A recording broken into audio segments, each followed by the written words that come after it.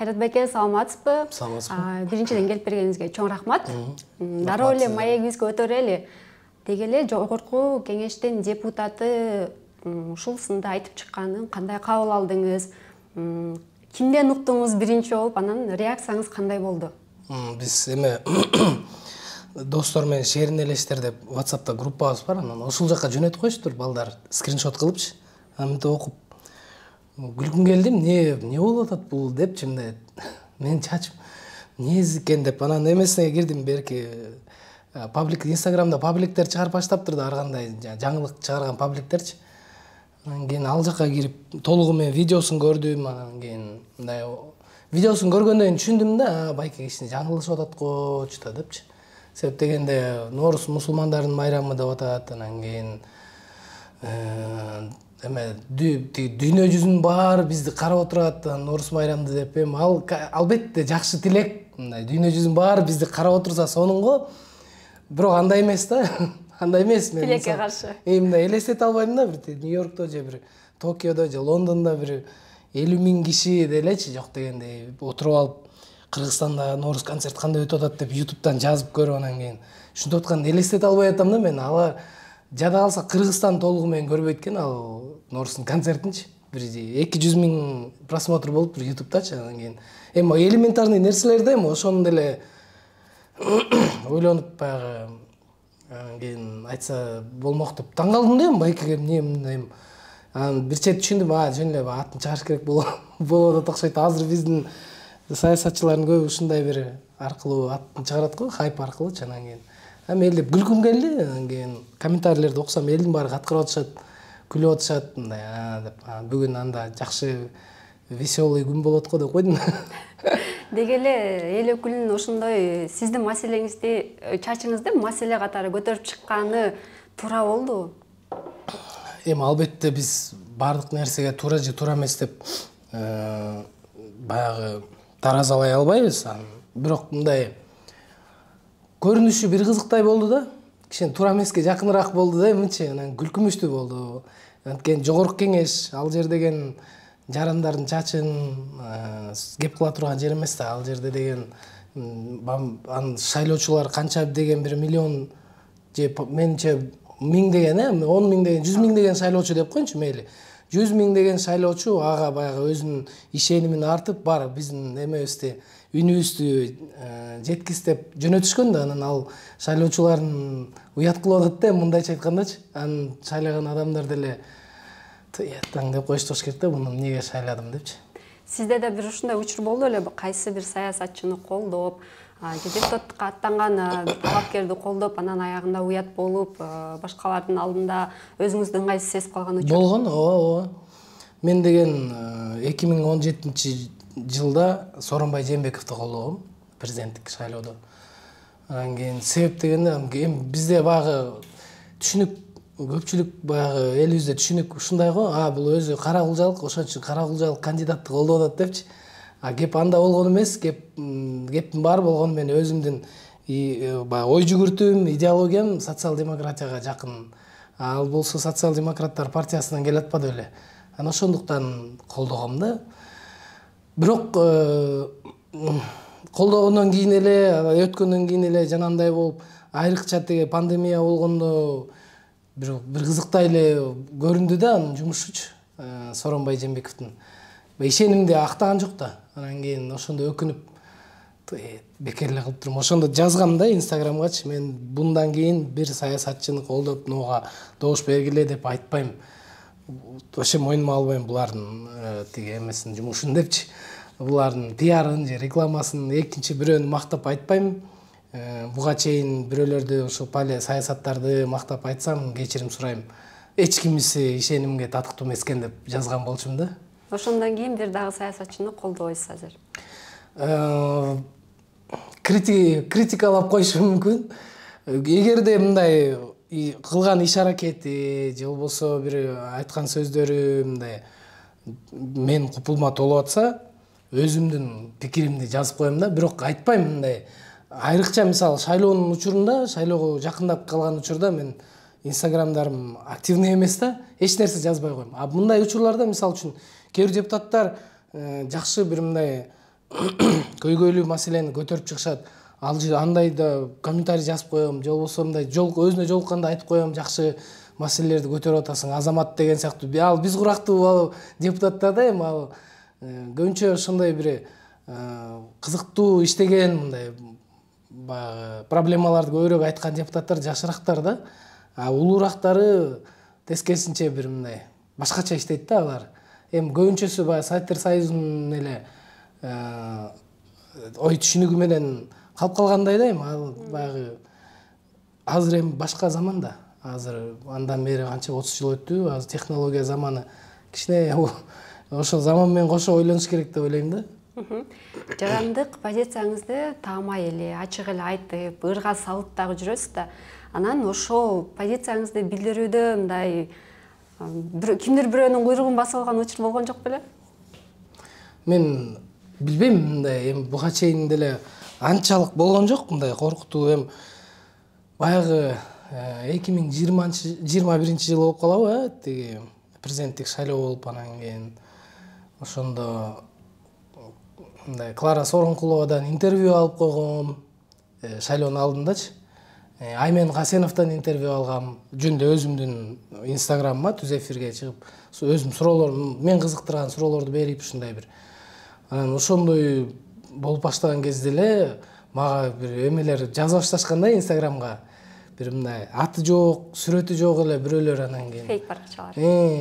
Анан өлтүрүп кетем, анан минтем тигинтем дешипчи, анан кийин эмне үчүн антип атат түшүнгөн жокмун. Бирок жалпысынан мен кандай мындай бир критиканы же мындай айтсам дагы максимально мындай дипломатияны сактаганга аракет кылам да, адамдын жеке мындай баягы территориясына мындай кирип кетпейм да. Жеке бирнемелерин айтып баштабайм, мисалы үчүн сырткы келбетин же болбосо мунусун мындай бир үй бүлөсү, ушундай жагына тийишпегенге аракет кылам да. Только өзүнүн жумушуна байланыштуу критика айтсам дагы жумушуна байланыштуу айтам. Мүмкүн ошон үчүн дагы мындай. Эми билбейм, Кудай сактан, антип деле бирөөнүн куйругун басып алып, анан тиги колун артка байлап, тиги ГКМБга алып барыш элек али, Кудай сактасын андан. Албетте, Кудай сактасын. Кайра эле акыркы талкууга кайрылып келели. Ушул талкуу башталганда, сын айтылгандан кийин кесиптештериңиз, маданият өкүлдөрү баш болуп сизди колдоп, моралдык жактан көрөрмандарыңыз төш болуп, жакшы сөздөрүн айтып, кубаттап жатты. Арасында ошондой мындай жакшы колдоо көрсөткөндөрдү жарып чыгып, капталдан чыгып кеткендер болду. Мен биринчиден ошол Элюске аябай ыраазы болдум. Себеп дегенде мындай баарын таразылай билет да, эми Элюс негизи акылман эл болгону кичине мындай кандай десем, ушу мага кичине капа болгонум, кичине кайдыгерирээк да мындайчы, мейли буйруган болот деп жашайбыз да, кой оңдой эле мо тегерек жетип өз оңдой жашоон оңдош керек деген мындай жок да. Анан кийин бирок жалпысынан көрдүңүзбү кандай мындай баардыгын таразылай билет да, эл баарын карап отурат. Ал анан кийин ошондо деле карабайсызбы, эл аябай колдоп кетти. Эми билбейм, мындай жалпы көпчүлүккө мен айткан жообум же болбосо депутаттын айткан сыны карата көпчүлүктүн көз карашы окшош болду да, бири бирине. Баары эле дароо айтты да, анын чачын эмне кылат деди да. Тиги жумуштарды чечпей, биринчи көйгөйлөр чечпей, мына суу жок отурабыз деп эми толтура да, тизме момда бир мындай 3 китептик тизме чыгат болуш керек да. Азыр проблемаларын баарын айта келсекчи, ошонун баарын жазып атат да элерчи инстаграмдан. Ошон жөнүндө сүйлөшпөйбү? Не только сүйлөшүп, чечсин да ошону деп атат да. Неге биз добуш берип ошол жака жогорку кеңешке жөнөттүк, ошо бирөөнүн чачын сүйлөшсүн деп жөнөттүк беле дешип, элдер колдоп кетти. Аябай ыраазы болдум. Анан арасынан эми чыгып атты, мындай чачын эмне өстүрүп алган деген сыяктуучу. Эркек эле болбойбу деп. Анан кийин эми билбейм, мындай эркектин чачы узун болсо эле эркектик сапаты кетип калат дегенге мен таң калам да. Эмне логика жетпейт да бул нерсегечи, билбейм эми мындай. Ушул жерден кийинки суроого эле өтөрөлү. Бул сиздин сахнадагы образыңыз, имиджиңиз да, бул сиздин өзгөчөлүгүңүз. Анан буга чейин деле ушул имиджди, образды кабыл албай, далай сындар айтылып келген. Анан кечегиси ашыкчы болуп кетти окшойт. Ошондон кийин мындай чын эле өзгөртөйүм деген мындай ой келип атабы? Жок, мен жашоону мынтип ойлойм да, эме кандай десем, бул кыска да, аябайчы жашоо, аябай кыска. Анан кийин жашооң өткөнчө эле бирөөлөрдүн сага айткандай жашап жүрө берсең, өөлөрдүн алдында кейисиң болуш керек да, өзүм каалагандай жашабай калдым деп деги эле бир мындай ой кетет да, деги элечи. Ошон үчүн мен ойлойм да, эми албетте мындай мыйзамдын чегинде, мыйзамдарды бузбай, тиги көчөдөгү тартиптерди, эл арасындагы тартиптерди бузбасаң, эгер сенин каалоолоруң ошону бузбай атса, болду да, анда ошондой кылып жашаш керек, каалагандайчы. Эми билбейм, мисалы үчүн жыпжылаңач болуп көчөгө чыгып кеткен жокпуз да. Ал анчалык келесоо эмеспиз, Кудай сактасын, мисалы үчүн. Бирок мындай кандайдыр бир образ жагынанбы, же болбосо ушундай бир өзүң каалаган нерселер болуп атса, мыйзамды бузбаган, ошону жасаш керек да. Анткени жанагы кичинекей жомок бар го, бир киши тиги эшегин жетелеп, баласын дагы жетелеп алып келатса, бирөө алдан чыгып туруп, анда эшектин эмне пайдасы бар? Минип албайсыңарбы десе, минип алып келатса, дагы бирөө келип эшектин белин ооруп алып, түшкүлө десе, түшүп алып, анан ушундай сыяктуу уланып кете берет го. Анан кийин бир күн айтат го, эмне эле мен элдин айтканын жасап атам, ошону сыяктуу да мындай. Ооба, эми албетте, бирок кээ бир учурларда мындай сен каалаган нерсең мыйзам бузбаса, жасаш керек ошону. Дагы бир суроо болсун. Позицияңыз ачык билдирип жүрөсүз атпаймбы? Мындай тайманбай эле. Анан бул сиздин бир саясатка аралашуу ниетиңизден кабар береби, кандай? Кандай десем, мындай бул жакта туруп деле, жогорку кеңешке барбай деле, мындай эл арасында туруп деле, мындай таасири тийгизсе боло тургандай деңгээлде жашашыбыз керек да, ошондойго жетишибиз керек да биз Кыргызстанчы. Элдин айткан сөзү аркылуу анан кийин өкмөт иштей тургандай болчу. Могу жерде больницада мындайлар жок болуп атат деп бир жөн эле мисалы үчүн бир 4-5 миллион блогер подписчиги бар, катталуучу блогер барып туруп тартып кетсе да, мисалы үчүнчү, ал депутат эмес да, мисалы үчүн. Бирок ал өзүнүн иш аракети аркылуу депутаттан да көп элдин добушун алып алган да өзүнөчү. Мисалы үчүн да, ошол барып туруп, могу жер качан кыласыңар деп бир больницаны тартып кетсе, анан кийин кой деп өкмөт барып иштеп койсо, демек ал саясатка аралашпай туруп эле мамлекеттин жумуштарына түзмө-түз таасир берип атпайбы. Мисалы үчүн, эми анда пока андайга жете элек. Бирок мен былтыр беле мурдагы жылы тиги Анкара көчөсүндөгү тротуарларды тарткам да, могу эмне деген ушундук эски жанагы тротуар болчу да, таштак ушундай. Анан кечөөнү ошол жакта самокат менен айдап барсам, жапжаңы тротуар түшүп калыптыр да. Мен айткандай болду деп ойлонуп коем. Демек, бул жакта саясатка сөзсүз аралаштын кереги жок. Ооба, эл арасында эле болуп айта бериш керек. Бара-бара менимче ошого келатат, анткени технология заманы өзү ошого алып баратат да. Азыр эл мисалы үчүн атайын барып, шайлоого барып, анан бир кагазга Баланчаев түкүнчөгө деп мынтип галочка коюп, анан ящикке салып отурбай эле, ошентип отурбай эле мындай Инстаграмда же ТикТоктордо бирөөлөргө өздөрүнүн каалоосу менен, ыкласы менен подписка кылат да. Себеп дегенде ошол адамдар дайым мамлекеттин бир көйгөйүн айтып беришет, минте беришет, мындай бир более алар батыраак кыймылдайт, чем мисалы элге дагы жакын да, чем жогорку кеңешке караганда, мисалы үчүн көбүрөөк ошол адамдар батыраак кыймылдайт да. Мисалы жалаң эле блогер деп эле коеюн, бирок кээ бир учурда кээ бир адамдар бар, өзү негизи жашоодо тиги өзүнүн дворун чогулта калып, туугандар мындай кылбайлыбы, могу арыктын ичин тагды деп эле ушинте беришет го. Ошол сыяктуу болот окшойт деп ойлойм да. Бара-бара жогорку кеңеш, антип Баланча деген кереги деле жок болуп калат да. Адамдар өз ыкласы менен бирөөнүн айткандарын угуп, же ошол аркылуу бир өкмөткө өзүнүн оюн билгизгиси келип атса, өздөрү эле таап алат ошол адамдардычы. Ошондой популярдуу адамдарды деп коеюн. Жолду дагы таап алышат. Жолдун дагы таап алышат. Бираз акыркы темадан алыстайлы. Сиз буга чейин дагы бир жаңагымсыз окуяга туш болгонсуз. Курал сөгүнгөнбү? Эстешиңиз менен.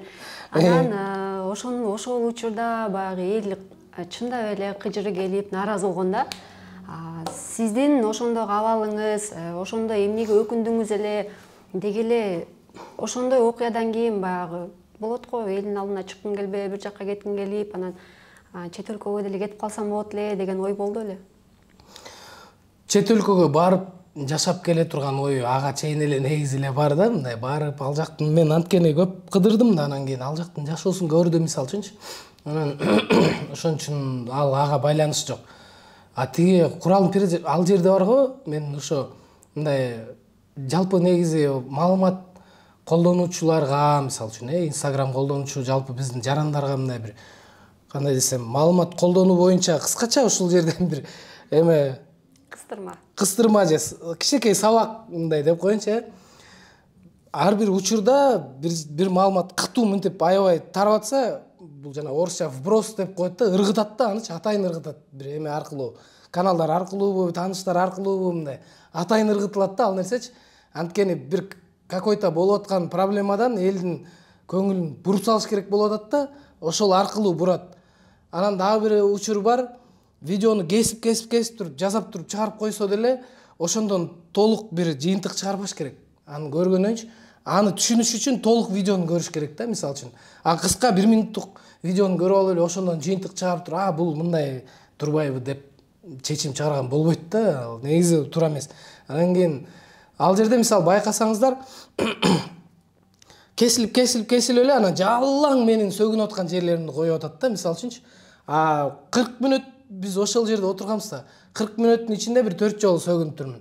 Алып баруучулар байке бул жерден ачык эле биз бир мындай турап койсоңуз, таластыксыз го, мындай таластыкча келтирип койсоңуз дегенден образга кирип, мен таластыктар мынтип сүйлөйт деп образда сөгүнүп атканым болчу да. Мен бирөөнү ошол жерде отурган жеке бирөөнү атаңыз урайын деп сөккөн эмесмин да. Ошону эл түшүнө албай койду ошону. Бул сөгүнчөк экен деп эле мындай айланайын көчөгө чыгып басып жүрсөңчү, мындай билбейм, элдин 80-90% сөгүнөт да, жаш балдар сөгүнүп жүрөт мисалы үчүнчү. Биз аларды үйрөтүп аткан жокпуз, алар өзү билет сөгүнгөндү. Анан ошонун сыңарындай мындай көп мындай жакшылап изилдеш керек болчу да эл маалыматты. Ал кезде эмнеге биздин ошол Куралдын передачасы аябай популярдуу болуп кетти? Себеп дегенде жана Мелис Аспеков бир эмне боюнча эле, вымогательство боюнчабы, ушундай боюнча ызычуу болуп кеткен да аябайчы. Ошондон көңүлдү буруш керек болчу. Мен мындай догадкаларым да булчу. Анан кийин политтехнологдор деген бар, кандай кылыш керек, эмне кылыш керек, изилдейт, баардык интернеттерден изилдеп бир провокационный, резонансный бир нерсени таап туруп, ошол аркылуу элдин көңүлүн бурат да, мисалы үчүн. Ошол эле мисалы үчүн депутаттын менин чачыма, анан кийин Моргенштерн, АУ деген жана ызычуулар болуп кетти го. Эмнеге? Себеп дегенде Арча бешикте канча башы 1 айдан бери суу жок жатышат. Аяктын үнү жалпы элге угулуп кетпесин дегендей бир мүмкүн ошол аркылуу басмырлоо болуп аттыбы менин оюмча да. Буруу да, мындай отвлечение внимания деп коет. Мисалы үчүн ошондой сактуу нерселер көп да. Ошол эле Арча бешиктеги сууну бериле коюн, жана толтура проблемаларды, азыр элдер проблемаларды эстеп баштаса, элдер сурап баштайт да, кана деп баштайт да. Эмнеге мындай, эмнеге тигиндей деп баштайт. Бирок жооп жок. Жообу жок да, даяр эмес да жообучу. Ошо жооп бербеш үчүн, ошо эл сурабаш үчүн элдин көңүлүн башка жакка буруп жиберет да. Анан биз эми мындай таарынбай эле бири-бирибизге, бирок биз аябай ушакча элбиз да. Ушакты жөнүнөн эле сүйөбүз да биз. Баса калбай. Баланча түкүнчө минтип кеткен турган, экөө ажырашып, анан баланчамы үйлөнүп алып, мас болуп, анан мындай деп ой жакшы көрөбүз да ошончу. Эркектер деле, аялдар деле баарыбыз отуруп алып ушакташып беребиз да. Кээде ойлоносузбу, ушул бир эле чыгармачылыкта эле жүрсөм, башка эч нерсеге аралашпасам, позициямды деле айтпай токтоп калсамбы деген ой толгоолор болобу? Ооба. Анан кийин айла жок эле ушинтип кайра айтып туруп атышпайбы деп койбойм. Мен өз негизи мындай аябай билбейм, чычалап кетем да, бир нерсе болот, туура эмес болуп атсачы. Анан деп айтыш керек деп баштайм да ушундай бир. Анан ошону тиги ортончу баламан Ариеттен да байкайм да. Жөн эле жана бир мен атайын кичинекей кезинен ошону байкачы, мисалы үчүн да, жандай бир сөздөр бар го. Светофор десе, светофор деп атайын бузуп айтсаңчы, не, светофор деп оңдой берет да ушундай. Эмтен ушундай аны ойлой берем, бул акшым Кыргызстанда кантип жашайт болду экен депчи. Кечкери ызырынып отуруп депчи. Ушинте берет алар. Кесиптеттери бар экенин билесиз, мындай өзүңүздү тарбиялаганга аракет кыласызбы же жок, мен айтышым керек тескерисинче чын эле өлкө үчүн күйүп бышкан адам ушундай болот, айтып чыгыш керек, кайдыгер караган болбойт дейсизби? Кээде өзүм алаксытып мындай байкасаңыздар жазбай калам, мындай саясат жөнүндө же сүйлөбөй айтпай деле калам да. Себеп дегенде мындай кээде мынтип ойлойсуң да, эми жалгыз же болбосо 3-4 киши болуп алып эч нерсени оңдой албайсың окшойт депчи. Бул бир өзүнчө бир чоң курулган система окшойт депчи. Системага каршы күрөшүш өзү мындай болбогон эле депчи, мындай априори сен уже все утулдуң депчи, ошон үчүн деп Мен жалгызмын деп өзүңүздү алаксытасыз. Анан кийин китеп окуп, анан кийин ушундай жактарга кирип кетем да атайын. Бирок китеп окусам да кайра эле ошондой темадагы китептерди окуй берем да. Жана антиутопия деген жанр бар го. Олдос Хаксли ошондой жазчы, Рэй Брэдбери деген жанагы 451 по Фаренгейту. Азыр ошону окуп атам. Анан кийин 1984 деген китеп бар. Ушундай сыяктууларды окуй берем да. Ал дагы ушундай система, элдердин көпчүлүктүн башын айландырмай сыяктуу жөнүндөгү мындай китептер да, алар дагычы. Ошонун инструменттери кантип алар, мисалы үчүн ошо бийлик деп коеюн, мисалы үчүн көпчүлүктүн мнениясына, ой жүгүртүүсүнө влиять этет, таасир, ошонун баардыгы ошол китептерде жазылган да. Массаны кантип мындай нары бери бурса болот, ошолор жөнүндөгү китептерди алып окуй берем да кечкерчи. Мындай турбай деп, мисалы телевидение, информациялар, маалымат депчи, мисалы анан ошондой китептерди окусаң көп нерсеге көзүң ачылып баштайт экен да. Ошо. Финалдык суроо жооп болсун. Фонограмма боюнча тыюу салынганын билебиз баарыбыз. Фонограмма менен ырдап чыкса, баягы айыппул 10 000 же 28 000 сом деп белгиленип атыптыр. Сиздин оюңуз кандай? Туура эле. Бул сумма кандай, мындай чөнтөккө оор келип калбайбы, же андан көбүрөөк кылыш керекпи? Суммасына мен эч оюм айта албайм. Себеп дегенде биздин чыгармачыл жааматта ар кандай баягы капчыктагы адамдар бар да. Анан кийин ошон үчүн бирөөсүнө мүмкүн оор келсе, бирөөсүнө жеңил дегендечи. Бирок негизи бир нерсени тыюу салуу аркылуу, анан штраф салуу аркылуу жеңе албайт да. Ошону түшүнбөй койду биздин бийликчи. Эгерде бир нерсени оңдогусу келип атса, биринчиден шарт түзүш керек. Анан кийин элге ошону шартты үйрөтүш керек. Могу менен кылсаңар, анан мындай депчи, мисалы үчүн. Анан элдер деп ошол оңой жолун айтып бериш керек да. Мындай болсо, сом болот десе, анан деп ошондо анан мындай бир оңоюраак кетет да бул нерсе. Анан всё деп эле баарын эле запрет, кес, ыргыт деп эле ушинтип анткенде чечилбейт да жумушчу. Міне мисалы азыр фонограмманы запрет кылгандан кийин эле ырчылардын баары фонограмма ырдабай калды деп атасыздар бул. Мисалы үчүнчү. Чын эле эми ушул анычы эми шартты албай, ладно, эми жок дегенде мамлекеттик тиги концерттик жанагындай залдарда шарт түзүлүш керек да. Мен кече опера балет театрында концертке ырдадым. Эми колонкалары жана эмелери мындай купулга толоорлук эмес, настройкалары мисалы купулга толоорлук эмес да. Мисалы үчүнчү оркестрдин тиги микрофондору жакшы бир угулбайт залга, мисалы үчүн үн эле катуу чыга берип ошондой нерселердин баарын шарт түзүлсө, анан кийин аны тыюу зал болот эле да. Азыр жанагы ошого мисал катары айтып кетейин. Тиги самокаттарды тыюу салайын деп атабы же ушундай сыяктуу бирдеме, же регулировка кылайын деп атабы ушундай да. Мисалы үчүн велосипед самокаттарга тыюу салдым да, мейли, баягы эле кесиш керек, ыргытыш керек, нары көздөй деген. Болбойт бизге, бул кыргыздарга жарашпайт деп туруп кесип салдым мисалы үчүн. Көпчүлүк адамдар ошого көндү, азыр ысык күндө мындай тезирээк жетет бир жерлергечи. Көпчүлүк адамдардын кыжырына тиет да бул нерсечи, биринчиден. Экинчиден ошону тыюу салбай эле биринчи регулировка кылыш үчүн жолдорду атайын түзүп берип, жазап берип, мындай кылып бөлүп, пешеходдорго жана эме менен бөлүп эмес, мындай краска менен бөлүп коюп эмес, какой-то ортодон темирлер менен сыяктуу бөлүп, бияктан только пешеходдор басат, биякта только велосипед менен самокаттар деп тротуарларды кеңейтип, ар жак бер жак баарын даярдагандан кийин анан элди мына могу менен жүргүлө деп туруп үйрөтсө, тыюу салып эмес, үйрөтүп, мисалы үчүн ошондой болсо батыраак мындай өнүгөт белек дейм да. Анан болбойт, ыргыт кыланып, мүткүлө деп эле ушинте беребиз да бизчи. Андай антип проблема чечилбейт эч жакта. Ошол эле фонограмманы тыюу салдык деп коюп эле чечилбейт проблема. Анын үчүн комплексный звуковая аппаратура, звукоинженерлер, ырчылар, инструменталисттер баардыгынын бир комплексный подход керек да бул жергечи. Оппа деп эле кесип салган болбойт. Ал жерде ким министерство тыюу салып атабы? Министерствода ошол жагынан компетентный адамдар изучать эттиби вопросту, мисалы үчүн? Же жөн эле болбойт деп туруп эле. Жөн популизм да булчу. Популизм. Популизм деген ишти кылбай эле элдин көйгөйлүү суроолор жөнүндө катуу кыйкырып койгон нерсе это популизм да. Мен деле популярный болуп кетем азыр чыгып алып туруп. Мына көрдүңүзбү, популярный болуп кеттим. Же ошол больницалар жөнүндө айтып койдум го.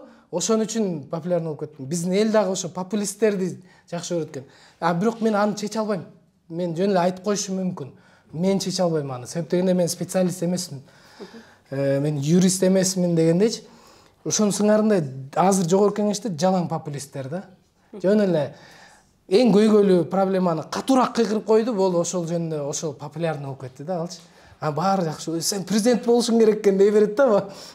Катуураак кыйкыргандарга. Бирөө тиги эмеде пандемияда пакеттерге молодец, сонун иштерди кылып атат. Алла ыраазы болсун деп коелучу, барып жакыр үй бүлөлөргө пакетке продуктылар берип койсо, ошону сен биздин президент болушуң керек экен деп калабыз да бизчи. Президент болот беле ал деген вопростор ошол популизмден саясатчылар алыс болсо жакшы болот эле. Анан кийин популисттерди ылгай билгенди биздин элдер билсе жакшы болот эле да.